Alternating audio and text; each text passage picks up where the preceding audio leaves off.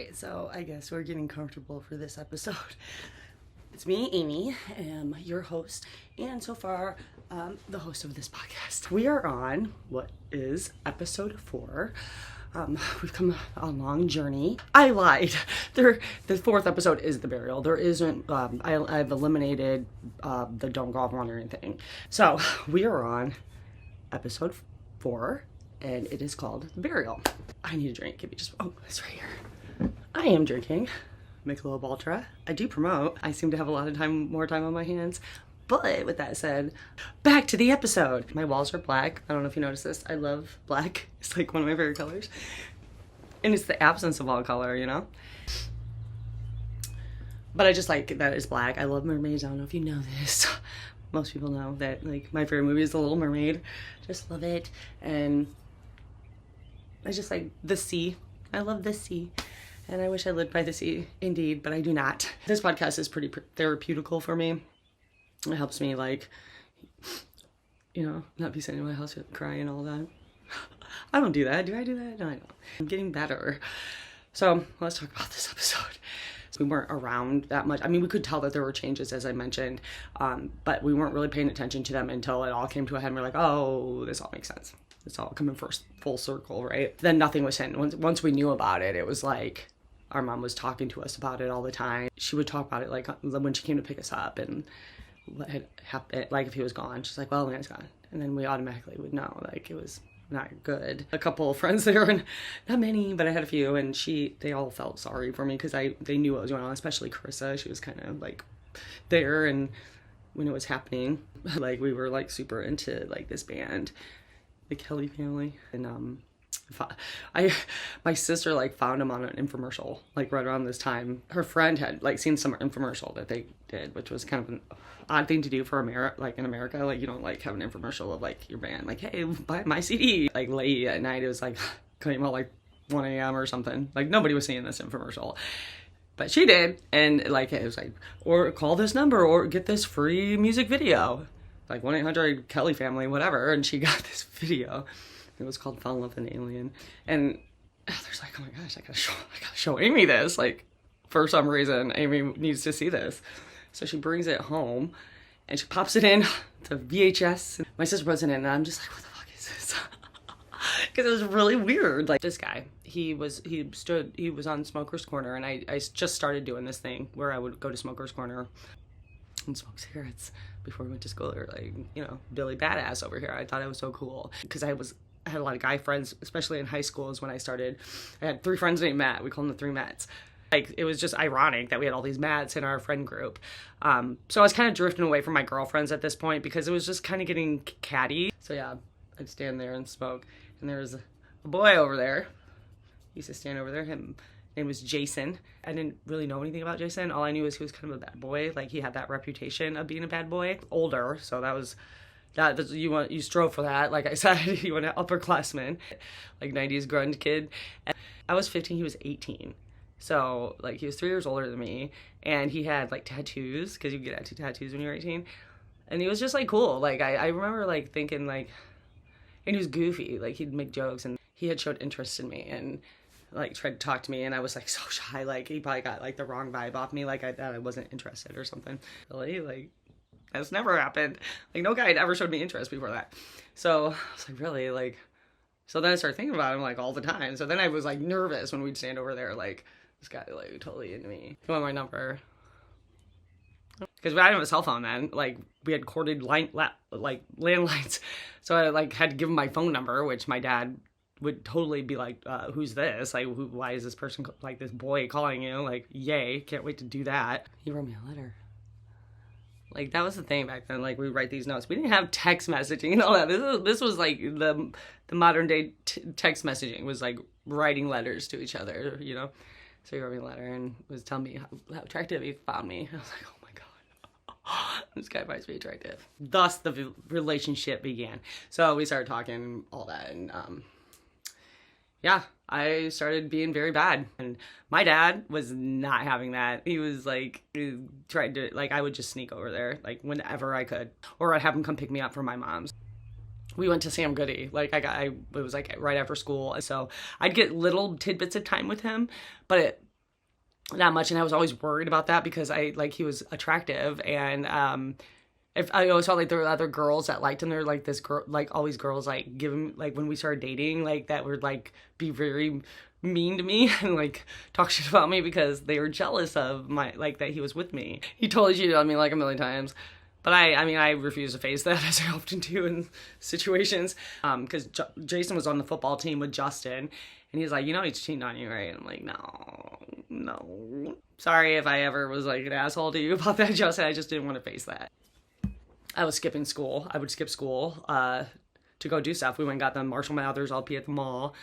I just remember these things, and it was like a big deal to me because it was like I was doing normal things. I was going to the mall with like my boyfriend, and like it was just like I was like coming up in the world. Jason kind of like fucked with me a little bit because I was so like infatuated with him. I would like do anything, like if you wanted me to, like, I want you to come over today, I'd like make it happen, even if it meant like I was gonna get in trouble or whatever.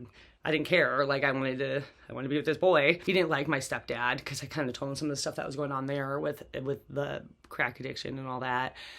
So he didn't like him, and my stepdad did not like Jason either, because Jason was like always like breaking my heart and making me cry and stuff. It's a lot of breaking up, getting back together, breaking up. It's like he was always trying to go at, like, some other girl was always like the problem. I was getting into music. He introduced me to like Limp Bizkit and Korn. Slipknot was like his thing, and like we just sit there, listen to music, and he'd like show me all this music, and he was like wanted to be in this band, and I just thought that was so cool, and he was getting all this attention. So it was about this time where we had kind of a significant breakup. He was very much about like his ego and being popular, and I was not giving him the popularity card. I wasn't viewed as like a popular chick, and he wanted that notoriety. So he ended up like, she was like, this is why I don't like women, like lured him, like knowing we were together, and like stole him from me. Like, what a fucking bitch. I think he regretted it right away because he was still trying to talk to me, which I found interesting. But I was so mad about it because it was like my first boyfriend, and and he dumped me, and for this other chick, just based on, like, I was way a better woman and better looking and all that stuff, but he realized that she wasn't that attractive, and like he didn't really want to. I remember him telling me like she wasn't his type. Like, yeah, you think? We used to go up north. I didn't really touch on that very much, but we used to take this family vacation every year up north. And when I say up north, there's like the Upper Peninsula of Michigan. And it was like, I hated it, honestly, because we would go mushroom hunting. I don't know if I mentioned this, but I hate mushrooms. It wasn't even like, we'd go in May, but it's Michigan and it's cold still. So it's like, it wasn't really a vacation. Like for me, vacation's like somewhere warm with sand and oceans and like relaxation. And we were like splitting wood, and like it was not relaxing. And we played paintball. I mean, there were some good times up there, but for me, it wasn't like fun. And I was like part of this church too, and I was like in the youth group, and they had like a parade that Saturday. And so my dad let me just stay home, which was like weird, but I think it's because Justin was there too, which Justin was doing some shit too. He was like inviting his girlfriend over when they weren't there, so I'm breaking the rules left and right. But we were like 16 at this point, so like, you know, I was supposed to like stay at the house and work like that Saturday, and my mom was gonna pick me up, and I was gonna stay with her for the rest of the time. But like there was this party on that Friday night, right? So I was like, I wanted to go to this party. It's at my friend Matt's house, and Jason was gonna be there. And so I was like, I wanted to go because I wanted to win back, you know. It's like, oh, I want to go and like look really good at this party, and I did, and I won him back. So the party was like at my friend Matt's house, and it's like in the woods, and it has like this wraparound deck that goes around it, and then like this big like drop off all this like woods and area, and they were gonna camp out, have this party, and then they were gonna camp in the woods, which was dark and not well lit. So I needed a flashlight to like, I feel like I was with my friend Carrie, maybe, like we were looking for a flashlight so we can go out in the woods for some reason, and this kid is like standing up on the deck, and he's like, hey, I got a flashlight, you looking for a flashlight? I'm like, yeah, throw it down to me. So like he's way up here, I'm way down here, and I'm like, throw me the flashlight. Bam, right in my face, like busting my lips straight open. You know, I looked good until that moment, and I looked like fucking a monster because like the lip is all swollen, like this, oh man, I'm bleeding, like you need to go to the hospital, but I couldn't because here's another part of it. Like the people that were there were like doing like hardcore drugs. Like I was only 16, so I wasn't doing it. I was smoking cigarettes, like all I did, and like I guess drinking some alcohol so I could like talk to Jason or whatever. But so they're like all on acid, and nobody could drive me. I feel like they tried to take me to the hospital, and I ended up going off the road into this ditch. Okay, let's just turn around and go back. Like, this is not a good idea. And I didn't have a license, so I couldn't drive. I didn't go to the hospital, and I probably should have, but my face was all fucked up, right? And the next morning, I had to be in that parade for the church. I showed up, and I did all that with my fucked up lip, and my mom picked me up after that, because I didn't work Saturday, because my mom ended up taking me to the hospital. I don't even remember what they did. Maybe gave me a stitch or two. I'm not really sure. It was a puncture, so I don't know if they could have, I don't think they stitched it. So that was a fun situation, but yeah, just in context of my relationship with Jason, pretty much controlled everything that was happening at that point. So I was kind of in love, la Twitter pater land. There was things happening still, like with Leon, and but it was like such a cycle that had been happening for years and years and years that like I hadn't seen Tony in a while, like probably a while, and my sister wasn't going over there anymore because, I mean, not only the situation that was at hand, I mean, I was very adamant about still going there because I wanted to make sure my siblings were still okay. They were still getting abused. I've seen so many like different occasions where that would still be happening. That was just another thing besides the crack addiction. Like, that was like devastating because he would just like be gone the entire weekend and then like remorselessly show up on Sunday like, I'm so sorry, like always so sorry. And it was just kind of frustrating because then he did this alcohol thing too, like usually on a Friday. He would like go drink. Maybe my mom let him do that just to keep him appeased or something, but then he would be mean. So it was like being mean to the boys in some way. He usually took it on Lucas and Travis the most. I don't recall him like really beating up on Cody that much. Maybe it's because he was the youngest. He would yell at him and make him cry because Cody was kind of a crier and sensitive, I should say. But they were all very like, they were just little boys, you know. He was coached their baseball team. They were all in baseball. He wanted to be a good dad, and he really did. He essentially was a good dad. But this like drug addiction just was more important to him, which is really unfortunate because those kids wanted him. They like looked up to him. The boys, they just wanted their dad to just, you know, be everything that, you know, a dad should be. They like really just looked at him through rose-colored glasses, even despite what was happening. And I don't really know that my brothers understood it as much as I did because I was like 16 and like I definitely knew what like this addiction was, like definitely more than Hannah and Abby, because Hannah was only 4 and Abby was like barely, she was just a baby. I mean, like I used to babysit Abby the most out of all and take care of her the most out of all the siblings. Hannah probably a little bit more too because me and Hannah are 10 years apart. So my sisters were a blast just like my brothers were, but obviously my brothers had been around a little bit longer, so and he wasn't hitting on the daughters. Like they didn't get that. I mean, they would. I don't remember them ever really getting in trouble. Like, not to say that he wouldn't have his moments where he would yell or, you know, make an uncomfortable situation. I remember one time at dinner, I don't know, we were eating, let's say, spaghetti, and everybody like got a plate or whatever, and we're eating, and then Travis was always like, he'd be like, can I get seconds? Like, he'd like scarf down all the spaghetti, and then he'd be like, can I get seconds? And Leon would get so mad because he hadn't even finished his first plate yet. He's like, can I eat? Like, can I get my seconds first? Like, before, because I mean, and I'm sure this was like kind of a deep-seated thing because there were so many of us just like eating all the, like, there's not a lot of food and there's a lot of us. And then Leon, you know, wouldn't get, like, as the man of the house, the provider, he wasn't getting, you know, what he wanted. Fly into like this rage, which was unnecessary and always made everybody uncomfortable. Okay, it's not that big of a deal or whatever. So that was like one of these situations, and I'm sure Abby and Hannah experienced that more than the actual like impact of being abused. Like I swear, like it was mostly Lucas and Travis. I mean, I didn't see what all the time, but like they said one thing wrong, smacked, you know, and like he knew, like, because of this like thing that had happened, he wasn't like allowed to touch me. Like he was never allowed to discipline me because of that penny thing. So like I use that all the time, like then like to like stand up to him because like he never hit me, and it was kind of wrong of me to do that because he had to begin with he had never hit me. So for that to be like in place was like whatever, but like you can't hit me or you're going to jail. You know, you're breaking the law, you're breaking the rules. Like him and my like it was something to start with my brother. And then, like, I was kind of, like, confronting him about it. And then my mom's like, don't get out of Amy, so, you know, don't stay away from Amy or whatever. They were, like, upstairs fighting in the room. And then I remember, like, this poster. Of course, it always goes back to the posters of these rocker men my mom have. But then they threw it down the stairs, like, broke it, like, all this ridiculous shit. Mom's crying, like. And I feel like he like kind of pushed her maybe. And I fucking, that was it. I was like, this shit. Boys are scared, like, look, because it's like this huge thing. It's always this huge thing. Shoved him like as hard as I could, like push him. And he didn't expect it. And he like lost balance, fell back, and like the whole kitchen table was like just busted. And then my mom was like mad at me. She's like, oh, like, you ruined the dining room table. Like, it was just one, like, that's what it was like. It was just evolving and getting worse, and like my disdain and like for him was like pretty high. But, like, there wasn't much.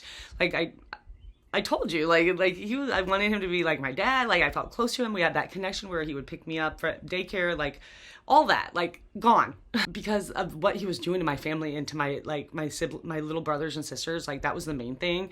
Because at that point, like at first it was like I was like, you're not going to do that to my mom. But then my mom was starting to like fucking irritate me because she was like continuing to stay and continuing to let this happen to my brothers. I was like starting to get mad at her. Like, okay, when is enough enough? If you continue to stay with them, it's just, he's not going to change. He keeps saying he's going to change. He'll be good for like a month. And then you think everything's good and you're lax about going to go get the check. And then that's when it happens. Because it was like very consistent. And then it's this or this, you know, like, and she was just done. She's like, all right. This, like, I don't want to do this anymore. I'm going to go, like, I'm going to take the kids and we're going to go stay with my parents. I'm going to save some money. I'm going to get my own place and, like, you figure this out. So she did end up doing it, but, I mean, years into this. 8 years. 8 years this has been happening. Enough, like, people had told her, like, dude, you got to take care of this problem. Like, there was a situation where she worked, she had, like, a petty cash drawer, like, in her office, and he had stole the keys to her office and went there and took it and got cracked, and she had, like, and stole the money from her work. So she had like, you know, like, it was probably very hard for her because obviously she was very in love with him. I mean, obviously she was willing to like do this crazy shit to keep him there, even though he didn't just really deserve it, in my opinion. I mean, with what the way he was acting, like he didn't give a fuck about her or the kids. Not having more kids, that's for damn sure. Not making more problems for myself, so I'm more trapped, right? So then she's probably more trapped. By this time, there's 5 of them. They're children. I mean, they couldn't just like have them go live with their dad like they did with me and Heather, right? So, or Tony went and stayed with my grandparents for a while, and he would, you know, try to go over there and see her, and my mom like try to, you know, my grandparents like, no, you can't come here. You know, you got to stick to your guns. She loved him. That was her husband, but so she got this house, and it wasn't really in the ghetto like like that first house was. But it wasn't a great neighborhood. It was, you know, a low-income neighborhood and like on the south side. At least she was trying to get, you know, on her feet and do it on her own without him, in case I think her idea was she had to be able to take care of herself and not rely on his money since he was doing what he was doing. So I mean, who knows what's going to happen to him at this point, because I mean he's doing a very dangerous drug. He could die from that, or, you know, he could just leave her, or, you know, whatever happened, you know, or she leaves him. Like, so she just made that decision, like, finally. Plus, being separated from him, she probably got some sort of help, I would imagine, because they weren't, like, getting food stamps. I think they got WIC, but no food stamps. I mean, because she was still paying child support, you know? My sister might have been 18 by then, but she was still paying on me. So I should have, like, probably went to go live with her, and I wanted to. In fact, during this time, and maybe a little bit before that, because Leon was part of it, too, and trying to help, like, get me to go, like, because I want to go live with my mom. Like, when I turned 16, I'm like, okay, I'm 16. I should be able to make this choice that I want to go live with my mom. Like, and we were trying to do it, like, behind my dad's back, like, talk about, like, how I could do it. And, like, and my dad found out about it. And me and my mom were, like, into the Kelly family, like I said. Like, I ended up getting her into them. And we'd sit there and listen to their music and talk about them. And we made a website and everything. And because it was a European band, they, like, didn't have anything available in America. Like, as far as VHS, they had, like, they had this PAL format that didn't work on American stuff. So we could buy stuff from their store, but we couldn't watch it. We'd have to get it, like, converted and then share it with other Americans. Like, we called it the swap shop. So, like, they would give us, you know, we'd swap something for it. Like, we weren't really making money on it. But piracy was technically illegal. So my dad, like, found out that I was trying to go live with my mom. And then, like, went on this website and, like, started, like, stalking it because we were doing this website together. Like, talked to his lawyer, and then tried to, like, bring it like I was committing some crime. Like, brought me to his lawyer's office, like, had his lawyer talking to me about how this is a crime. Like, what the fuck is happening? My dad did this to me. He just wanted to ruin me going to go live with my mom. Like, that was what that was. So, like, if I tried to do that, then he was going to do this. He was going to get us for piracy or something. She was all like in disbelief also that my dad would do such a thing to his daughter, like try to scare me like that, and like talk about jail time, like for something so innocent as that, like just out of pure jealousy. My mom cared about me, and I wanted to be able to be there more for her and for my siblings, because they were like going through all of this convoluted bullshit that like I felt like I could protect them. Not to say it didn't happen when I was around, but yeah. There was a situation where, so my mom moved into that other house. She got a house and moved out of my grandparents' house. They probably helped her a little bit to get on her feet, got food stamps and stuff, and was making it on her own. But she couldn't resist. I mean, it's not like she was trying to find it. She was still married to him. She was just taking a break from him so that he could get him, get yourself clean. And he was like, I'm working on it. I'm getting myself clean. And he'd like tell her that, and then like after a month, he'd been clean for a month and trying to prove to her that he wasn't, I got money and I'm not, I'm not doing this. So she took him back, as she always did. And his brother, Leon's brother, my uncle, he was a preacher at a church, not around here. It was like a different area. He didn't live around here. He knew what was going on. So there was a point where Leon made like this promise to his brother, like I promise you I'm gonna get clean, and give me 6 months of being clean, and let me do my testimony at your church. And Billy's like, yeah, like that's great, like I would love that, like if you gotta do this, like I know you can do this, whatever. It's like, people tried to like stay positive about the fact that he could overcome this. I mean, despite his horrible addiction that he had, that was pretty embarrassing, and probably for Billy and for my mom, and definitely for the kids. Like that's not something we tell people. We don't tell people. I mean, most people don't even know that. I mean, some of you that are watching this are probably like, what? That's a horrible addiction. Nobody, like, addiction is not like something you brag about, especially like about your father. I had already lost respect for him. I was turning people against him, like my boyfriend and stuff. So I think at this point my sister had moved out because she had a boyfriend and she had to sneak out to go see him, because she was 18, living at home still, and my dad still wouldn't let her do that. So she would like sneak out at night and go see him, go stay the night with him, and then sneak back in the morning before they woke up. I didn't even know she was doing that. That's how secretive my sister was. And when she got caught doing it, I was like, what? My dad and Sandy were like, did you know about this? I'm like, no.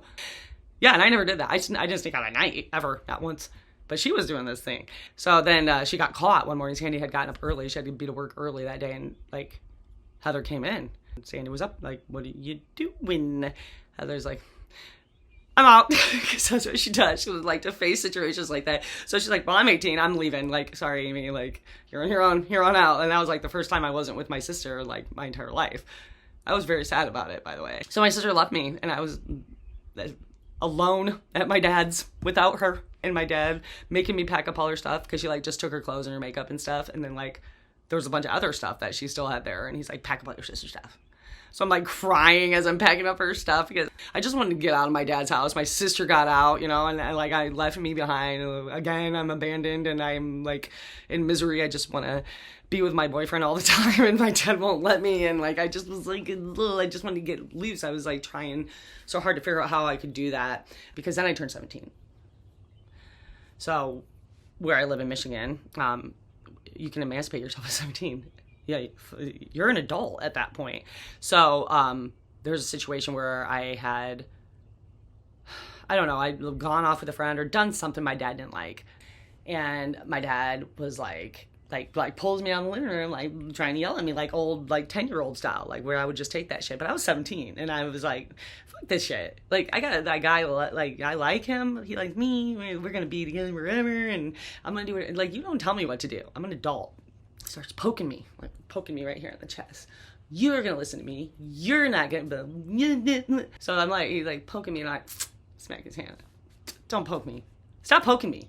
That's what I say. And he's like, this is like the first time I've ever stood up to my dad. Like, I never have done this. Never, ever, except right then. I'm like, I had like all the stresses of what was happening at my mom's house and like that, and then trying to keep my boyfriend happy because I could never go see him, and then living with this man without my sister. I was just like, I had enough, and like I don't want to live here, and I can leave if I want. So bye. I'm gonna do that, and you're not. And don't poke me. Done with that. You're not poking me anymore. Like, what? Like, who are you talking to? I'm talking to you. I'm out. I'm leaving. Okay, leaving. I don't want to live here anymore. I haven't wanted to live here the entire time I've lived here. I said this to him. You're like, you suck. And now you're poking me. And I'm like basically a fucking adult. So I didn't know what to do. I was like, and I'm using the phone to call my friend to come get me. So I like went and got the phone, all my stuff in a trash bag that was worth taking, like my sister did. And like just stood on the driveway with my trash bags. My dad like walked out there, like went out to the garage or whatever. I'm sure yeah, positive.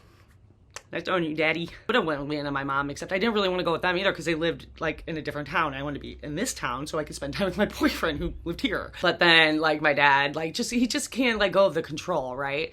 I debated going back with my mom, but then Leon, I wanted to deal with that. I was just being very selfish. I wanted to be with my boyfriend. That's what it's always about when you're a teenage girl like that. What did I do? I ended up going back to my dad's. But I wanted my dad to compromise with me. He's like, I'll get you a job with me. He did try to work with me. Like, I was like, I need to, like, if I come back, you have to let me see my boyfriend and you have to like give me some freedom. And he agreed to it. So I went back to my dad's, but for a very short time because,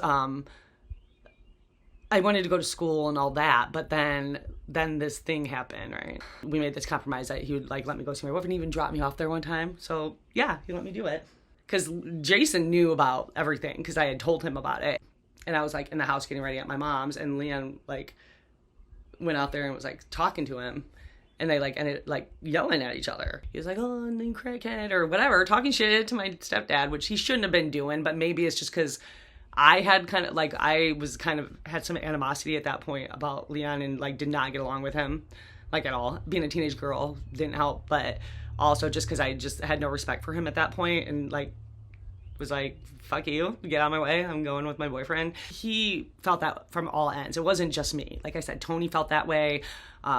Maybe Lucas was starting to feel that way. Like you fucked up. So like we were very disappointed in him, if that's the right word to use. So Jason's starting to fight with him out on the porch, and I go out there and I'm like, dude, shut up, like jump in the car. And Leon was like, like I'm just looking out for you because I love you and I care about you. And I was like, well, I don't love you because I think I'm just hot shit or something. I regret a lot of things I did because, I mean, it's not like I helped the situation by engaging with that or being aggressive towards him. Like that's not doing anything to help. I feel like just like he'd gone like maybe let's say 3 or 4 months clean, and this was like gonna be the 5th month, and he had a relapse the weekend before. And I think that might have been why I was so disgusted with him.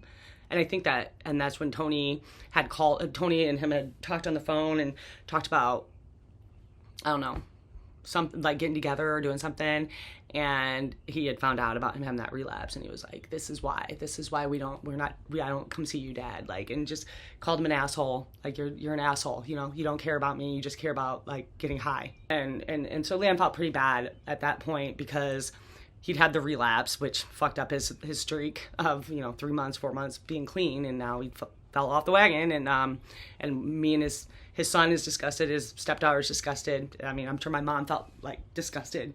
I mean, as he should, because he was like, how many times are we gonna forgive you for this shit? Like, get better.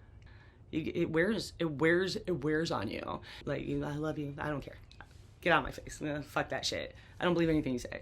If you love me, then why are you doing this to my family? You're hurting them, and you're hurting me, and you're hurting yourself, and can we just have peace? Can we just have a normal family? Like, why you gotta do this? Like, this, enough.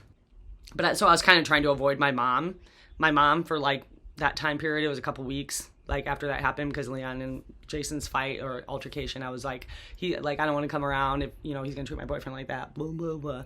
So my mom was really upset about that, because I was like, she felt like she gave me up for him or whatever, because I was like being such a jerk face about coming there, and my siblings missed me and stuff, and I wasn't coming because I was mad at him, which is stupid.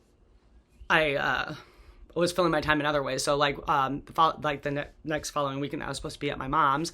I had made plans with my sister Heather because her and her husband, she was married, had their own place, and she always wanted to come over and stay the night. So we were gonna just hang out, and just have a like a sister night. So we did that, and we might have sang karaoke because that's kind of like our thing we do. And we just had a good night, and it was fun. And my dad let me stay there because it was my sister, so it was fine. And I think that house was haunted, but I never saw any of that happen. Lucas could probably tell some stories about that haunted house and weird shit that happened, but not for me.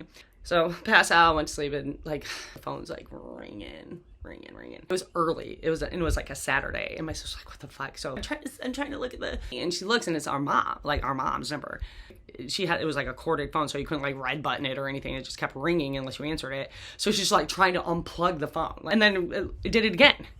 Like, and then she like just hung up and called back, and my sister was like super pissed, but she couldn't get it unplugged. So I was like, just answer the fucking phone. So she answers the phone, like immediately, like it's like, what?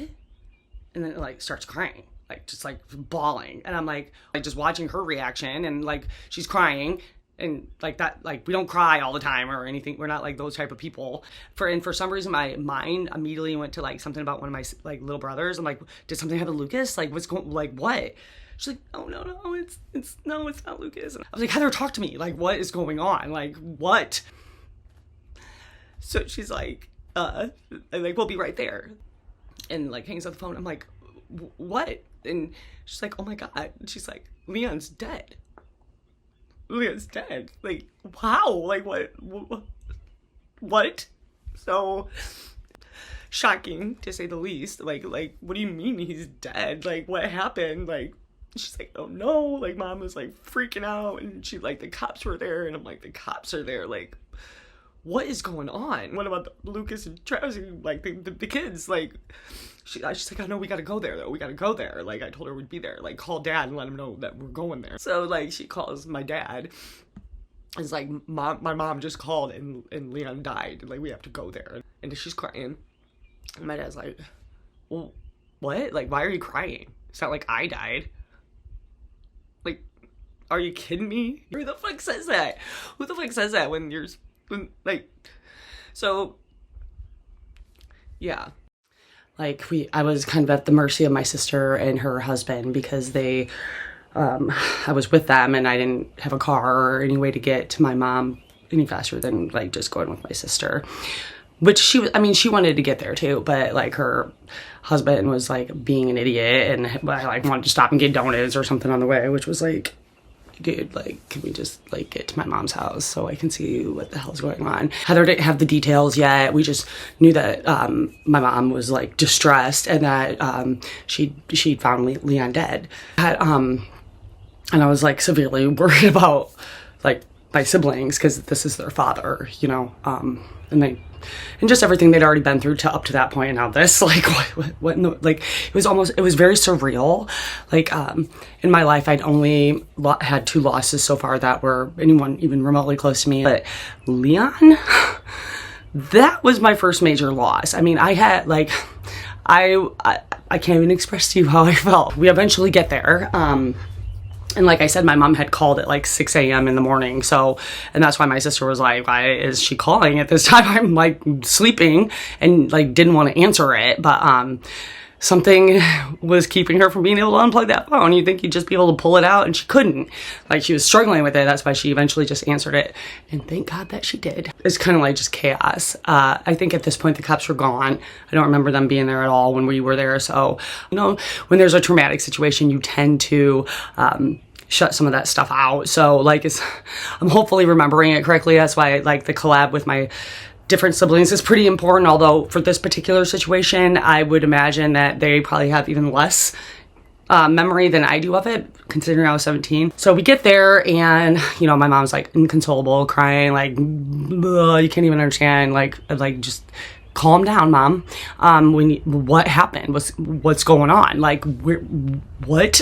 It's hard to remember like exactly like where all my siblings were, because there's 5 of them, and there were people there. I remember it wasn't the police. It was like maybe my grandma and grandpa were there. 100% focused on my mom and my brothers and sisters. And I feel like Travis and Cody perhaps were sitting together on the couch, just like tears and crying and probably not really understanding what was going on. And Abby was so young. I think she was only 2. And she was probably just toddling around and walking around, and we're just keeping an eye on her, trying to make sure, you know, I don't know. She totally didn't understand what was going on. And Hannah, so Hannah was only 5 at this time. Yeah, 5. And she was sad. I mean, that was her daddy. I want to say maybe she was with my mom. I mean, my mom was like, she was sitting on her lap or something. Like, Hannah was sad. I remember that distinctively, like she was upset and crying. But she wasn't she was off to the side, just like Travis and Cody and them, and Abby just kind of went around playing with her toys or whatever was happening there. But Lucas was a bit different. Lucas was the oldest of the boys, obviously.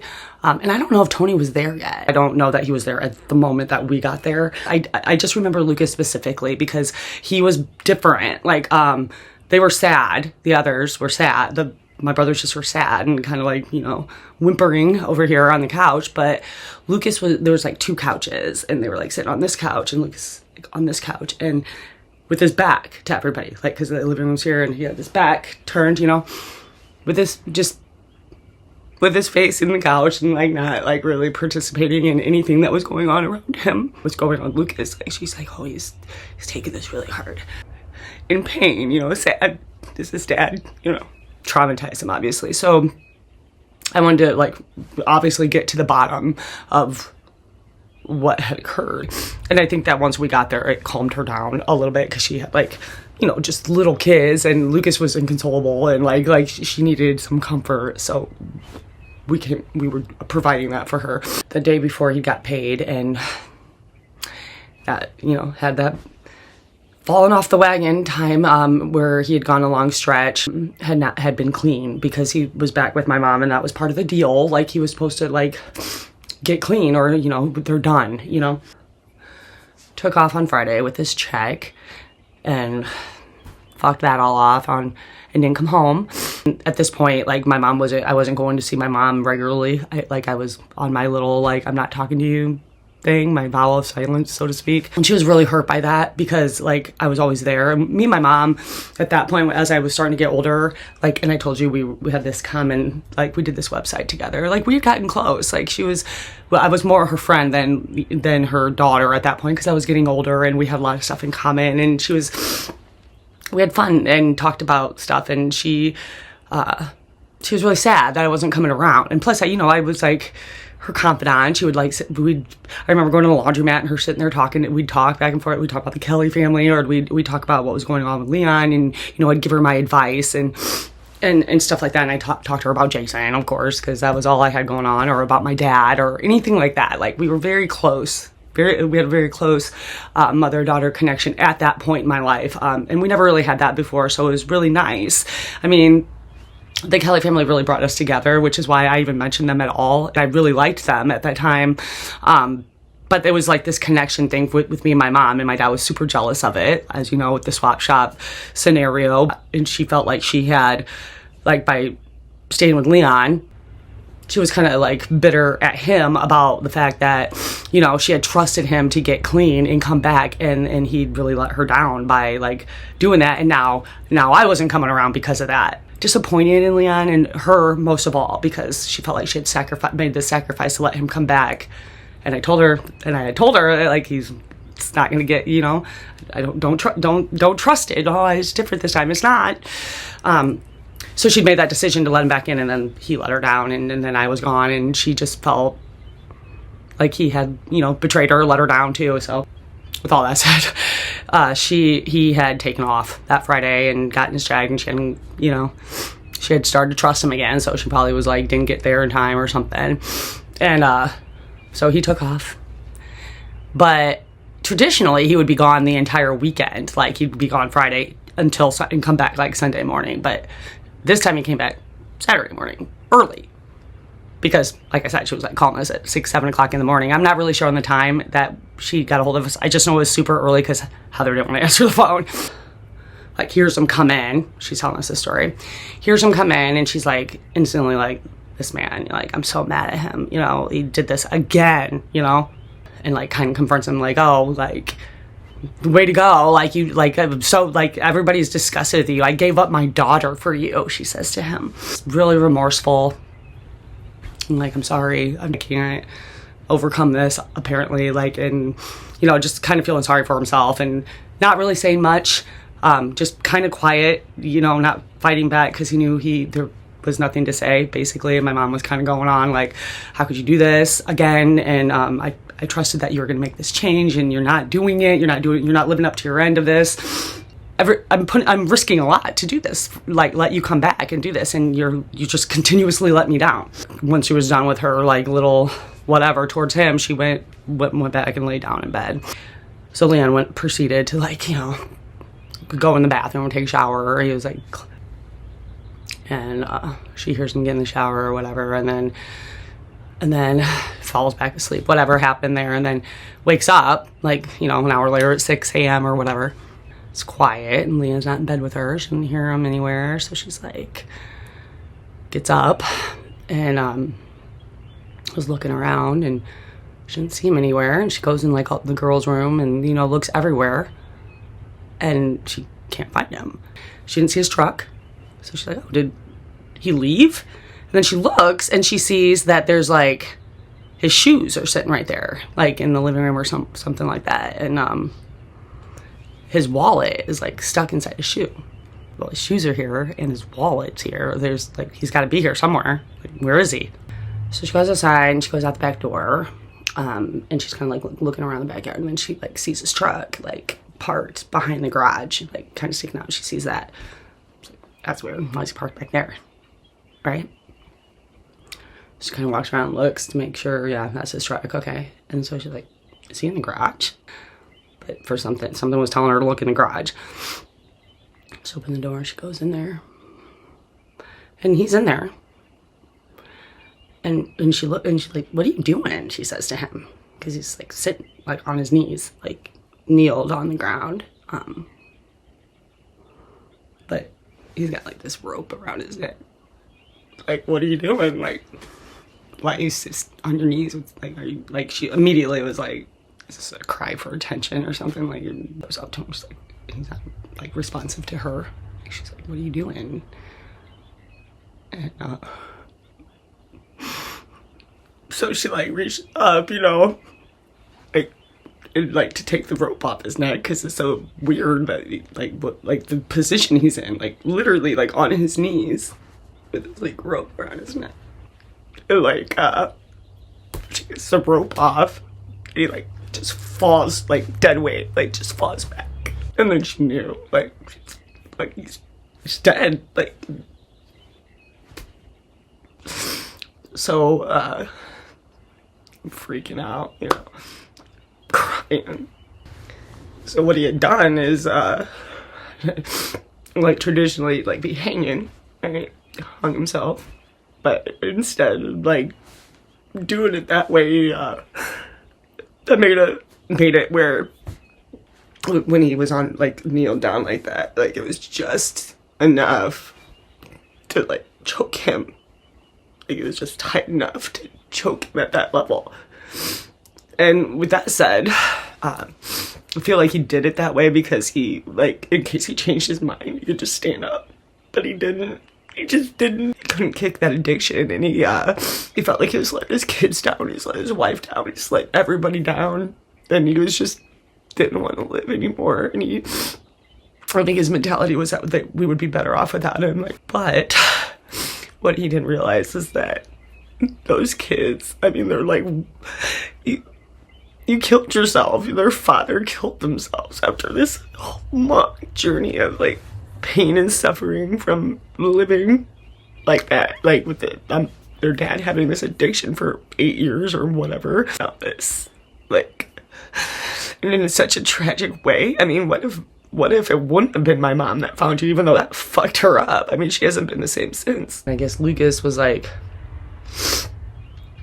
awake at this point, whatever he heard. So he was, like, on his way outside, like, to see what was going on, and my mom's, like, running back, like, go inside, like, do not go outside, like, go inside, you know. Like, my mom was just, like, kind of out of her mind at that point. She's like, your dad's, you know, like, that's not the way you should probably tell your kids.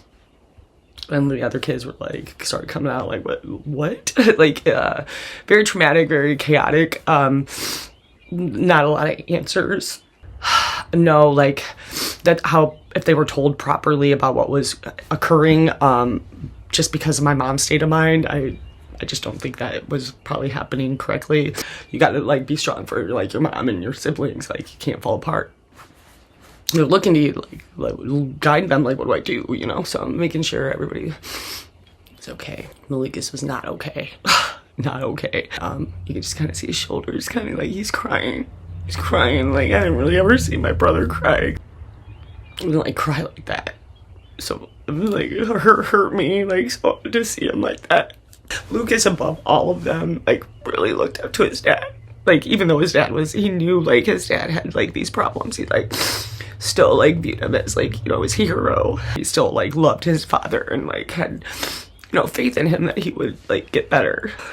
And I kind of, like, just touched and, like, rubbed his shoulder, like, Lucas, like, talk to me. Just, like, started crying harder, you know, because I was making it worse. I felt like, I just got really close to his ear, and I'm like, Lucas, I'm so sorry, like,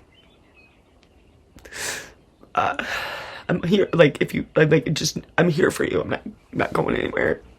Always gonna be here for you forever.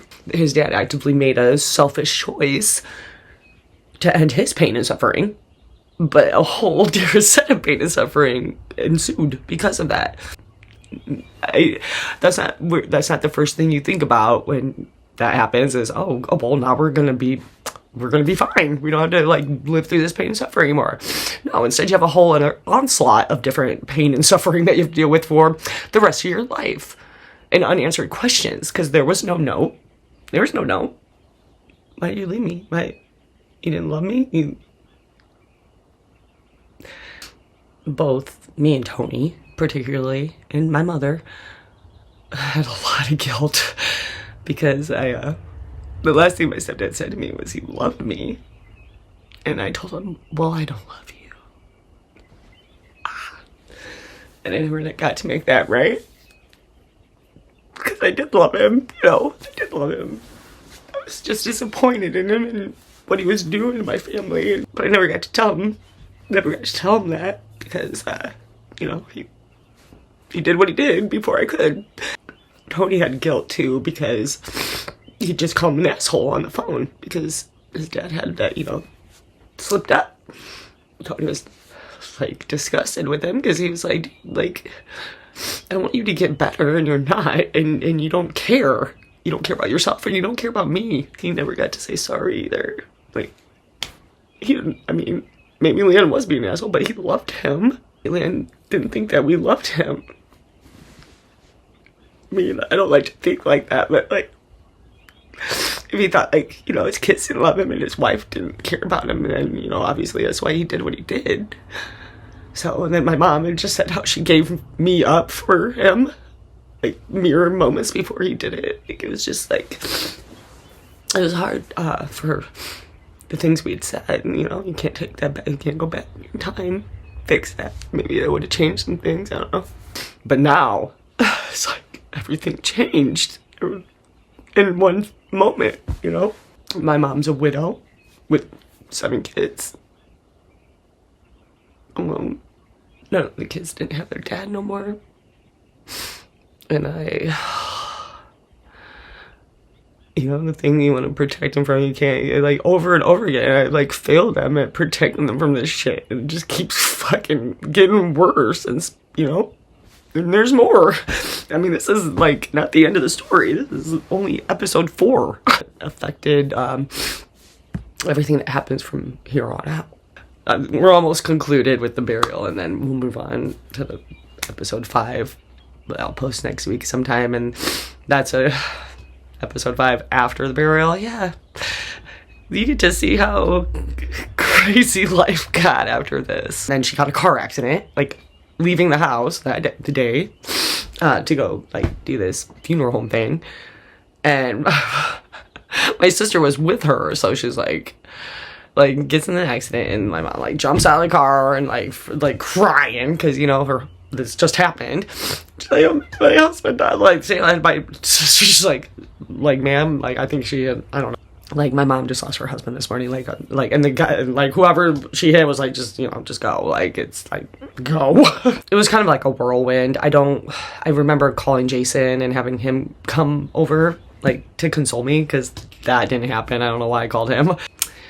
I'm on the phone with him, like, telling him what happened, and he said he was gonna come there, but then he said, yeah, you know, if I go, that's probably how I'm gonna go too. You're telling me my stepdad just killed himself, suicide, and you're saying that that's how you're gonna go? Like, that's not consoling whatsoever.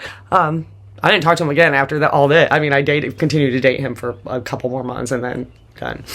Yeah, that was a pretty shitty thing to say to me when my stepdad just had killed himself. Like, yeah, that's how I'm gonna go. Like, okay, dude.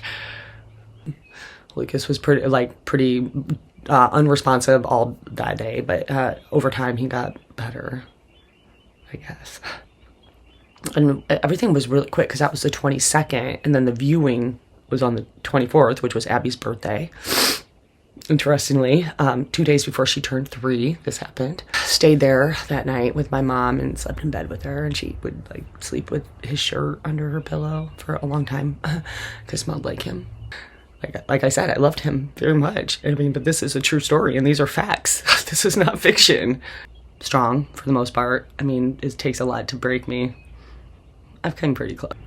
So the burial, yeah, so that was hard. So we did the wake was on the 24th, so that was 2 days after this day.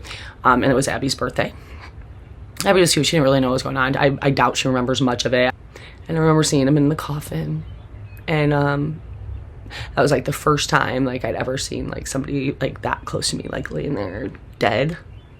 That, you know, it's so weird. Kind of did not like that, how it made me feel, like looking at him, and he just looked like he was gonna come, you know, like he was alive still. Like, is this still happening? Like, am I ever gonna wake up from this nightmare? You know, it's still very surreal. Ugly crying. Like, it was just like the most devastating thing at this time in my life to occur. It was a great loss. So it was after the wake. So the wake went to like 7. I think visitation was 5 to 7. So we like kind of busted out of there and went back to the house so we could have this like little party for Abby, because Tony was there, and we're all sitting in the living room, and she opens her gifts. I think she had gifts, and then we're singing happy birthday to her. Like, it was like the saddest birthday party ever. Like, happy birthday, yeah. And they're singing, and as soon as we complete the happy birthday song, like, yay, you know, you clap at the end, every light in the house went out. Every light. Every light. I'd never seen anything like that in my life. And we're all like, and Tony just says, okay, Dad, we know you're here. So, yeah, he made an appearance at the party. And he made several appearances after that. Like, we had a lot of paranormal activity after Leanne went. And we'll tell you about that in the next episode.